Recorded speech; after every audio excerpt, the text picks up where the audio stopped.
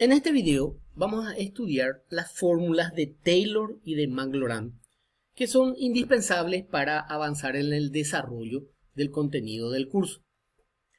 Primeramente vamos a ver la fórmula de Taylor. Vamos a suponer que tenemos una función y es igual a f de x, que es derivable hasta el orden n más 1 inclusive, en cierto intervalo que contiene al punto x igual a a.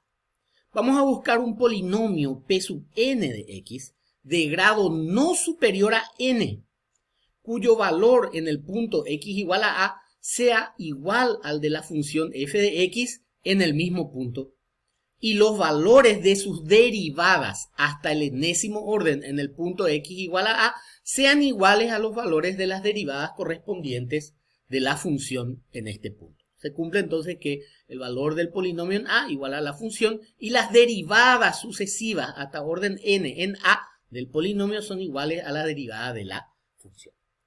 Es de suponer que este polinomio en cierto aspecto será muy próximo a la función f de x. Busquemos este polinomio y démosle la forma al polinomio p sub n de x de potencias de x menos a. Por ejemplo, c sub 0 más c sub 1 de x menos a más c sub 2 de x menos a al cuadrado hasta el término n, o sea, c sub n por x menos a la n. Tenemos que hallar estos coeficientes determinados para saber cuál es el polinomio aproximado a f de x en x igual a a. ¿Sí? Entonces vamos a hacer por el método de los coeficientes indeterminados. Hallo la primera derivada de p de n, la segunda y así sucesivamente, e igualo a los valores correspondientes de la función y las derivadas de la función f de x. ¿Sí? Entonces hallo la primera derivada, vuelvo a derivar, hallo la segunda derivada, vuelvo a derivar y así hasta la derivada enésima. ¿Sí? Si hacemos el valor x igual a, fíjense cómo todos los productos x menos a se vuelven 0 y puedo tener el valor de p sub n de a que va a ser c sub 0, pero esto era igual a f de a, entonces tengo el valor de c sub 0, esto otra vez se vuelve c sub 1, la primera derivada, el otro se vuelve 2c sub 2, el otro se vuelve 6c sub 3 y así sucesivamente, y puedo encontrar los valores de los coeficientes c sub 0, c sub 1 hasta c sub n. ¿Sí? Encuentro estos valores, reemplazo en mi polinomio y me queda un polinomio de esta forma.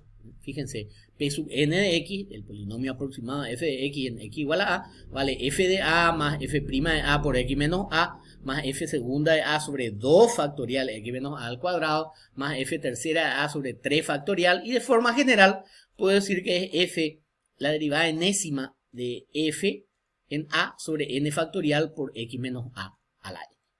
A esta expresión del polinomio p sub n de x se denomina polinomio de Taylor de grado n para la función f de x en el punto x igual a a. Vamos a suponer que estos polinomios no son iguales, o sea que hay una diferencia entre la función y el polinomio de Taylor.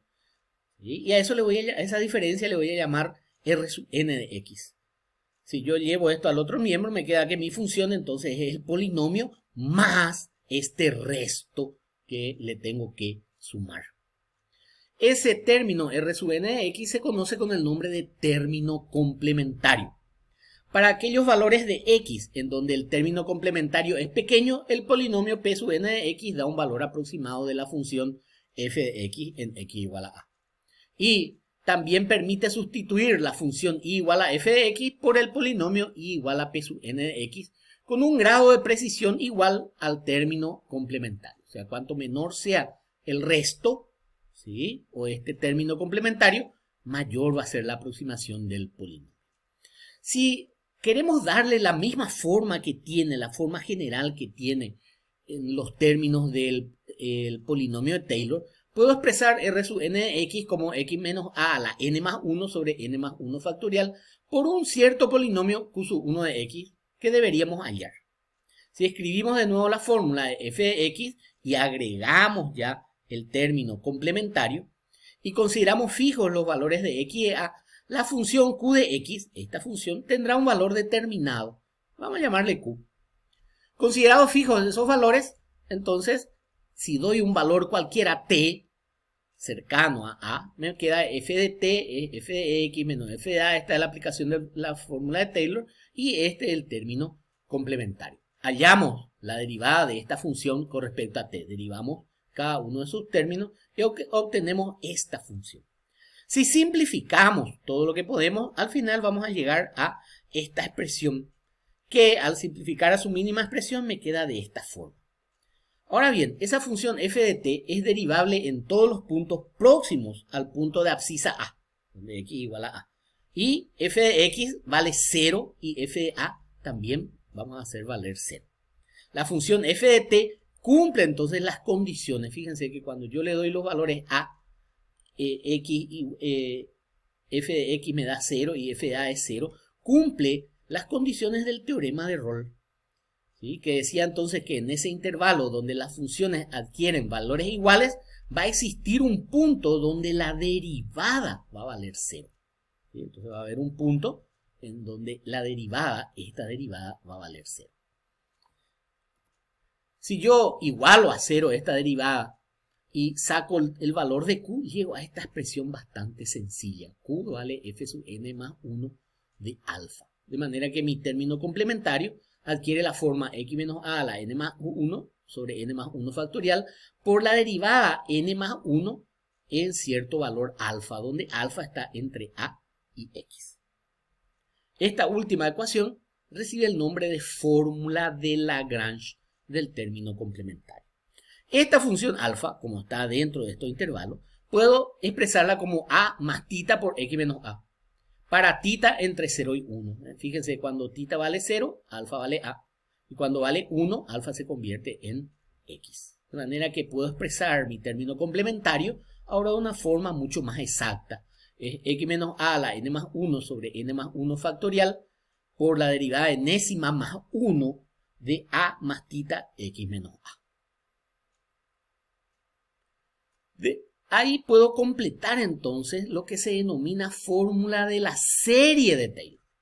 Donde en la serie de Taylor lo que tengo es la fórmula del polinomio de Taylor hasta aquí, más el término complementario mediante la fórmula de Lagrange. La suma de esos dos me da la fórmula de la serie de Taylor.